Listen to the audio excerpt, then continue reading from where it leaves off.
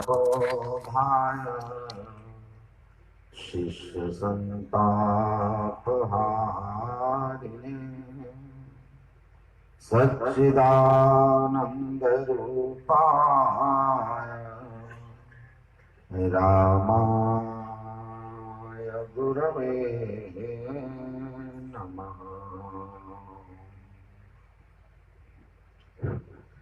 मंच पर विराजमान यतीन्द्र कुल तिलक संतमत के ध्वजावाहक गुरुचरण सेवी स्वामी श्री प्रमोद जी महाराज के पावन पाद पद्मों में नमन। मंचस्थ पूज्य चरण स्वामी राम जी महाराज, जिनका मैं अपने प्रारंभिक साधु जीवन से ही उपकार के लिए कृतज्ञता अखिल भारतीय के मंच पर भी व्यक्त कर चुका हूं। उनके भी पावन पाद पद्मों में नमन। मंचस्थ समस्त साधु समाज, परमादरणीय सत्संग प्रेमी महानुभावों, धर्मानुरागिनी माताओं एवं धर्मशीला बहनों, भगवान कृष्ण ने अपनी विभूतियों का वर्णन करते हुए कहा था, नदियों में मैं गंगा हूं, वृक्षों में पीपल, जपों में जप जग हूं, महर्षियों में भृगु। और कहते कहते भगवान कृष्ण ने कहा, विद्याओं में मैं अध्यात्म विद्या हूं। अर्थात जैसे नदियों में गंगा मां श्रेष्ठ मानी जाती है, वृक्षों में पीपल, उसी तरह विद्याओं में सर्वश्रेष्ठ विद्या अध्यात्म विद्या है। परमाराध्य सदगुरु महर्षि में ही परमहंस महाराज कहते थे कि जिनके पास अध्यात्म विद्या नहीं है, अंततः उनकी भौतिक विद्या अविद्या साबित हो जाती है। इसलिए अध्यात्म विद्या का ज्ञान मानव जीवन के लिए परम आवश्यक है। अध्यात्म का अर्थ होता है आत्मा से संबंधित, परमात्मा से संबंधित।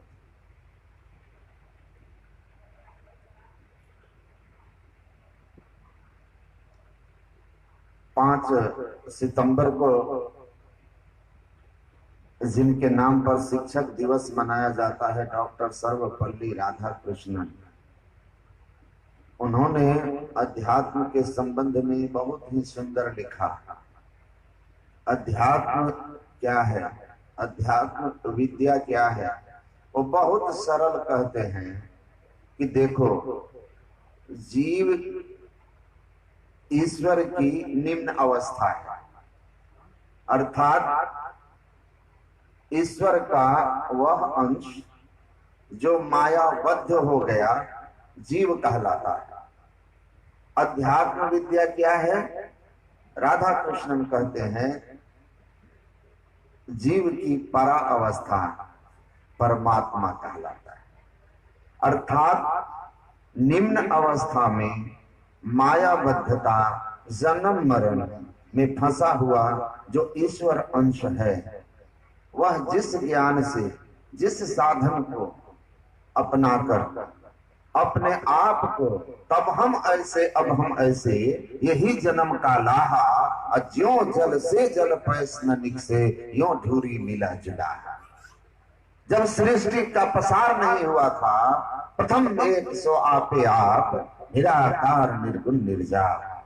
जब इस सृष्टि का पसार नहीं हुआ था तो केवल ब्रह्म ही थे। सृष्टि हुई और उस सृष्टि में हम माया के आवरण में आ गए। घटतम प्रकाश व शब्द पट जीव पर है छाए। ये 3 आवरण जिस अंश पर आ गया वह जीव हो गया। तो ईश्वरीय अवस्था से जीव दशा, सुख दुख, जन्म मरण, ये जो अवस्था आई, मुक्ति की अवस्था से बंधन की अवस्था, इस अवस्था से पुनः मुक्त हो करके मोक्ष की अवस्था में, ईश्वरीय अवस्था में, ईश्वरीय दशा को प्राप्त कर लेना जिस ज्ञान से होता है, उस ज्ञान को राधा कृष्णन कहते हैं अध्यात्म ज्ञान है। और जब तक ये ज्ञान आपके जीवन में नहीं है, आपके सारे ज्ञान, सदगुरु महाराज कहते हैं, अंततः अज्ञान ही साबित होंगे। क्योंकि दुनिया का और कोई ज्ञान आपको पशु पक्षी कृमि आदि की योनि में भर में बहुबार हो, आपको पशु पक्षी कृमि आदि की योनियों में जाने से नहीं बचा सकता है।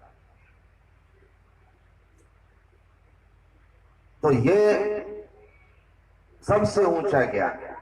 एक तहवलदास नाम के डोम जाति के संतमत के अनुयायी थे, छपरा के। गुरु महाराज के प्रवचन में है कि एक बार दो विद्वान सन्यासी उनके मोहल्ले से गुजर रहे थे। तहवलदास जी अपने पूरे मोहल्ले को चेता दिया था, सात्विक शुद्ध पवित्र सत्संगी बना दिया था। दो सन्यासी वहां से गुजर रहे थे। तहवलदास जी ने कहा कि आप लोग सन्यासी हैं, कहां जा रहे हैं? उन लोगों ने कहा कि हम वेदांत का प्रचार करते हैं, काशी से आए।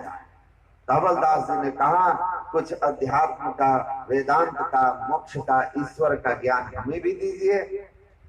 उन दोनों सन्यासियों ने कहा क्या आप समझेंगे? ये ऊंची विद्या है, परा विद्या है, ये कठिन है, आप समझेंगे? तहवलदास जी ने कहा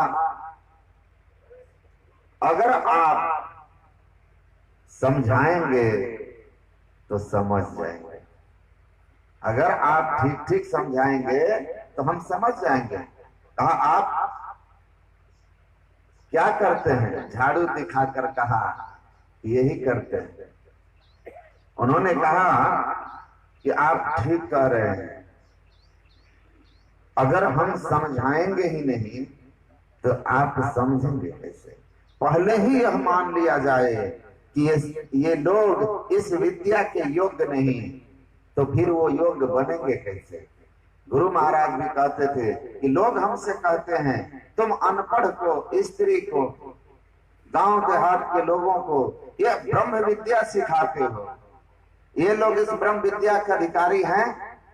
तो गुरु महाराज कहते हैं कि मैं कहता था कि ब्रह्म विद्या का अधिकारी क्या कोई मां के गर्भ से आता है? अगर आप उनको बताएंगे ही नहीं तो वो अधिकारी होंगे कैसे? बच्चे को स्कूल में आप एडमिशन ही नहीं कराएंगे तो वो विद्वान होगा कैसे? आप यह मान करके कि ये पढ़ ही नहीं सकते, उसको स्कूल में विद्या ही ना दो तो वो जानेगा कैसे? तो अधिकारी कोई बन के नहीं आता है, बनते बनते बनते। तो ज्ञान बहुत ऊंचा है, लेकिन सुनते सुनते समझ में आ जाता है। एक बार में नहीं, 10 बार में, 100 बार में, 1000 बार में, लेकिन आ जाता है। और इसलिए अब धीरे धीरे लोग समझ गए, समझ रहे हैं, क्योंकि बहुत दिनों से आपको समझाया जा रहा है। तो हम लोग इस सर्वश्रेष्ठ विद्या को गुरु महाराज के इस सत्संग विद्यालय में वर्षों से सुन रहे हैं, और आप लोग भी सुन रहे हैं, अब कुछ लोग नए भी हैं। तो हम लोगों ने सुना मुक्ति, मुक्ति चाहिए। क्यों? क्योंकि बंधन किसी को पसंद नहीं है। पिंजड़े में बंद पक्षी भी पिंजड़े के सुख को पसंद नहीं करता, पिंजड़े से मुक्त होकर के रहना चाहता है। इसीलिए हमारी भी जो अंदर में स्वभाव है, हमारी चेतना का, हमारी आत्मा का, वो मुक्त स्वभाव है, लेकिन वो मायाबद्ध हो गया है।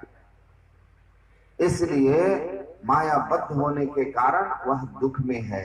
इस दुख से मुक्त होने के लिए, हमेशा के छूटने के लिए साधना करनी होती है। और इसलिए अभी आपने पाठ में सुना कि मोक्ष चाहिए, जन्म मरण की छुट्टी चाहिए, सारे दुखों से मुक्ति चाहिए। तो मुक्ति कैसे होगी? कबीर साहब ने कहा